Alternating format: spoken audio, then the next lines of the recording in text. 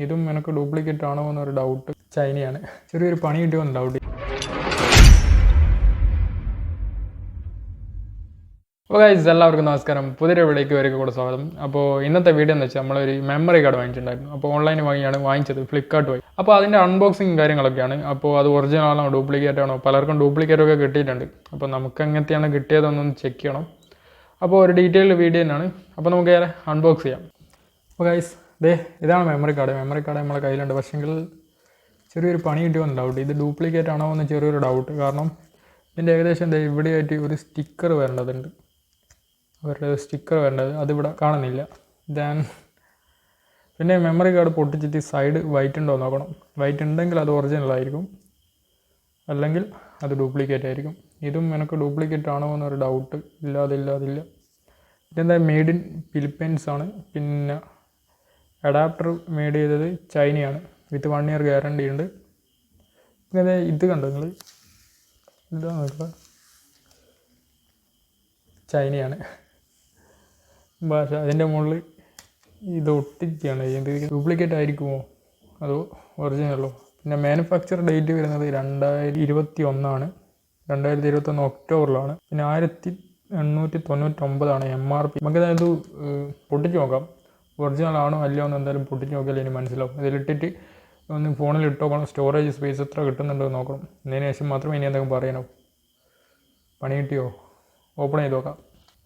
അപ്പോൾ ഗൈസ് ഇന്നലെ കറണ്ട് പോയി വീഡിയോ ഒന്നും ഷൂട്ട് ചെയ്യാൻ പറ്റിയില്ല. അപ്പോൾ പിറ്റേ ദിവസമാണ് ഷൂട്ട് ചെയ്യുന്നത്. അപ്പം മെമ്മറി കാർഡ് അൺബോക്സ് ചെയ്ത് വെച്ചിട്ടുണ്ട്. നമുക്കതൊന്ന് നോക്കാം. തന്നെ ഞങ്ങൾക്ക് അഡാപ്റ്റർ കാണിച്ചുതരാം. ഇതിൻ്റെ അഡാപ്റ്ററാണ് വരുന്നത്. സാംസങ്ങിൻ്റെ അഡാപ്റ്റർ എടുത്തു നോക്കുകയാണെങ്കിൽ നമുക്കിത് ഇവിടെ ഇങ്ങനെ സാംസങ്ങിൻ്റെ, അതായത് ഇതിൻ്റെ പുറകിലായിട്ട് ഇവിടെ ഇങ്ങനെ സാംസങ് എന്ന് എഴുതി ഒരു പഞ്ച് ചെയ്ത പോലെ ഉണ്ടാവും. എഴുതിയിട്ടല്ല, ഒരു പഞ്ച് ചെയ്ത പോലെ ഉണ്ടാവും.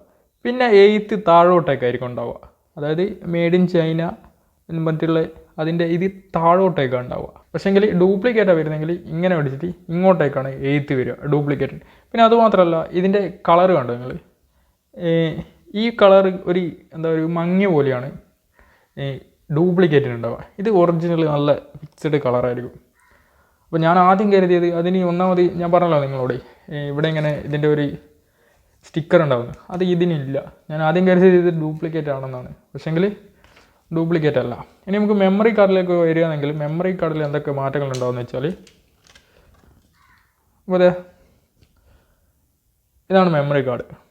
ഓക്കെ, അപ്പോൾ ഇത് എന്താ പ്രശ്നം വരുമെന്ന് വെച്ചാൽ, ഈ സൈഡ് കണ്ടോ നിങ്ങൾ, ഇതിൻ്റെ സൈഡ് ഇപ്പം ഇവിടെ വൈറ്റ് ആണ്, അടിയിൽ ബ്ലാക്കുമാണ്.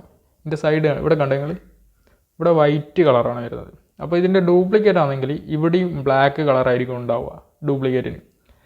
പിന്നെ ഞാൻ പറഞ്ഞല്ലോ നേരത്തെ തന്നെ, ഇതിൻ്റെ എഴുത്ത് താഴോട്ടേക്കാണ്.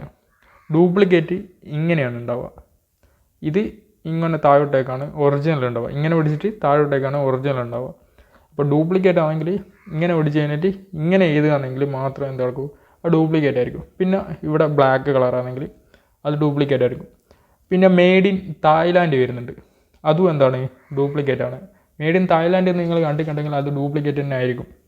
പിന്നെ സാംസങ് മെയ്ഡ് ഇൻ വരുന്നത് ഫിലിപ്പൈൻസ് ആണ് ഒറിജിനൽ. ഇത് മെയ്ഡ് ഇൻ ഫിലിപ്പൈൻസ് ആണ്. പിന്നെ അതുമാത്രമല്ല, ഇത് നമ്മുടെ മൊബൈലിലേക്ക് ഇട്ട് കഴിഞ്ഞാൽ 64 GB ആണ്. അപ്പോൾ 64 GB ഇട്ട് കഴിഞ്ഞാൽ ഒരു 59 GB സ്റ്റോറേജ് നമുക്ക് കിട്ടുള്ളൂ. പക്ഷേ ഡ്യൂപ്ലിക്കേറ്റാണ് ഇട്ടെങ്കിൽ 64ൻ്റെ മുകളിൽ, അതായത് 64 GB ആണ് മെമ്മറി കാർഡെങ്കിൽ 64ന് മുകളിൽ സ്പേസ് ഉണ്ടാവും. അപ്പോൾ അത് ഡ്യൂപ്ലിക്കേറ്റ് ആയിരിക്കും. അപ്പോൾ നിങ്ങൾ ഓൺലൈനാണെങ്കിലും ഓഫ്ലൈനാണെങ്കിലും മെമ്മറി കാർഡ് എടുക്കുമ്പോൾ കുറച്ച് ശ്രദ്ധിക്കുക.